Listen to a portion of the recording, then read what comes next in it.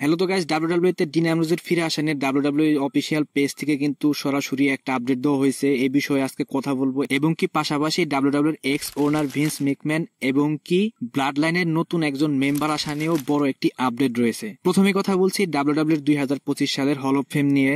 এখানে কিন্তু 5 জন সুপারস্টারের সম্ভাবনা সব থেকে বেশি।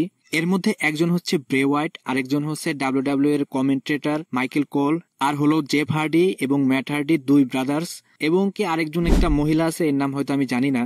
হ্যাঁ তো গাইজ, মিডিয়া সূত্রে এখানে সব থেকে সম্ভাবনা বেশি ব্রে হোয়াইটেরই। নেক্সটে চলে যাচ্ছে ডাব্লিউডাব্লিউ এর কার্টেক্স ওয়ারিয়ার দ্য শেমাসকে নিয়ে। হ্যাঁ তো গাইজ, আপনারা হয়তো এখন জানেন ডাব্লিউডাব্লিউ তে শেমাসের অবস্থা কেমন। শেমাসকে কিন্তু এখন একটা মিড কার্ডার সুপারস্টার বানিয়ে রাখা হয়েছে। তাকে শুধু ডাব্লিউডাব্লিউ তে হারানোর জন্যই আনা হয় বেশিরভাগ সময়, কিন্তু তার এই কেরিয়ার কিন্তু সবসময় একই রকম ছিল না। সে যখন প্রথমে ডাব্লিউডাব্লিউ তে ছিল তখন কিন্তু তাকে অনেক ভালো ভালো স্টোরি লাইনে দেওয়া হতো এবং কি সে কয়েকবার ডাব্লিউডাব্লিউ চ্যাম্পিয়নও হয়েছিল। হ্যাঁ তো গাইজ, আজকের যে দিনটা, এই দিনে কিন্তু শেমাসের ডাব্লিউডাব্লিউ ক্যারিয়ার টানা 15 বছরের হয়ে গেল। অবশ্যই গাইজ, এই সুপারস্টারকে আমাদের ধন্যবাদ দিতে হবে। সে অনেক ভালো ভালো কাজ করেছে ডাব্লিউডাব্লিউ তে, অনেক এন্টারটেইন করেছে আমাদের। আমি পার্সোনালি শেমাসকে অনেক পছন্দ করি। নেক্সটে এই ছবিটা দেখুন গাইজ, এটা কিন্তু শেমাসেরই একটা ছবি। শেমাস কিন্তু প্রথমে এরকম উদ্ভট টাইপের একটা হেয়ার কাট দিয়ে ডাব্লিউডাব্লিউ তে এন্ট্রি নিত এবং কি ফাইটও করতো। তখন কিন্তু তাকে দর্শকরা অতটা পছন্দ করতো না। নেক্সটে কথা বলি এই এআই পিকচারটা নিয়ে। গাইজ, অনেকেই কিন্তু ডাব্লিউডাব্লিউ যারা ফ্যান আছেন তারা কিন্তু অনেকেই খুশি হয়ে গেছিলেন যে ব্রক লেসনারকে আবার স্পট করা গেছে আফ্রিকা একটি ছেলেকে খাবার বিতরণের দৃশ্য। কিন্তু গাইজ, এটা পুরোটাই এআই দিয়ে ক্রিয়েট করা, এটা কিন্তু রিয়েল পিকচার না।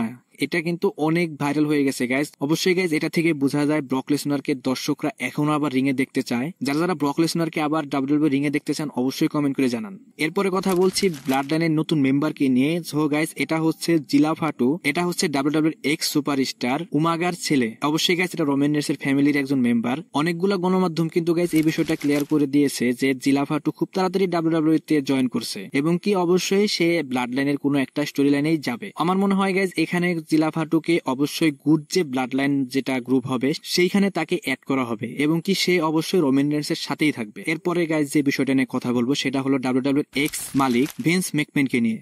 ভিন্স ম্যাকম্যান আপনারা জানেন গাইজ কত বড় একজন হারামি পাবলিক, কিন্তু তারপরেও কিন্তু সে ডাব্লিউডাব্লিউ কে এই পর্যন্ত আনার পিছনে সব থেকে বড় অবদান তারই। স্ক্রিনে যে ছবিটা দেখতে পাচ্ছেন গাইজ, এটা ভিন্স ম্যাকম্যানের অফিসিয়াল যে হেডকোয়ার্টার ডাব্লিউডাব্লিউ সেখানকার একটা ছবি। এখানেই কিন্তু ভিন্স ম্যাকম্যান বসতো। সূত্র অনুযায়ী গাইজ, ডাব্লিউডাব্লিউর বর্তমানে এখনো যে হেডকোয়ার্টার রয়েছে সেখানেও কিন্তু গাইজ তার এই রুমটা এখনো ফাঁকাই রয়েছে। তার এই রুমে কিন্তু গাইজ সবসময় কিন্তু ফাঁকাই থাকে, তার নামের নেম প্লেটও এখনো লাগানো আছে। অবভিয়াসলি গাইজ, এটা কিন্তু গাইজ সত্যি কথা, ভিন্স ম্যাকম্যানের বর্তমানে ডাব্লিউডাব্লিউ তে কোনো শেয়ার বা কোনো কিছুই নাই। এরপরে গাইজ যে বিষয় নিয়ে কথা বলবো সেটা হলো ডাব্লিউডাব্লিউ সুপারস্টার ডিন অ্যামব্রোসকে নিয়ে।